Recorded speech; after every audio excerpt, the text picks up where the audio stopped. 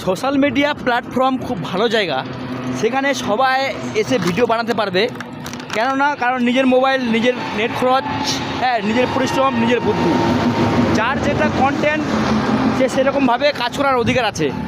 তবে আজকে সকালবেলা তো কয়েকজন মাসিমা পোস্ট দেখলাম, তো বলতে আমাকে নিজেকে খুব খারাপ লাগছে, কিন্তু বাধ্যমূলকভাবে বলতে হচ্ছে।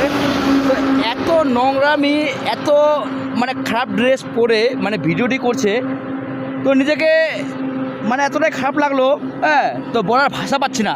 তো যাকে, তো আমার মতো ছেলে হয়ে হয়তো জ্ঞান বুদ্ধি সব কিছু থাকা সত্ত্বেও কিন্তু আমি সেটাকে হ্যান্ড ওভার করে নিতে পারবো। কিন্তু এখনকার বর্তমান সমাজে ছোট ছোট বাচ্চাদের কাছে কিন্তু মোবাইল কিন্তু থাকে, তো তারা সেই ভিডিওটা দেখে কি শিক্ষা নেবে? তো এটাই আমি প্রত্যেকের কাছে বার্তা দিতে চাই।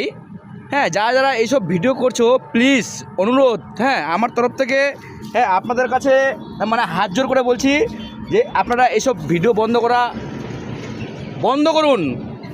প্রয়োজনে ভালো ভিডিও করুন, যেন সমাজের মানুষ সবাই দেখে একটা আনন্দ পায়, এবং কি ছোটো ছোটো বাচ্চারাও যেন শিক্ষা গ্রহণ করতে পারে। কারণ প্রত্যেকের বাড়িতে কিন্তু ছোটো ছোটো বাচ্চাদের হাতে কিন্তু মোবাইল থাকে।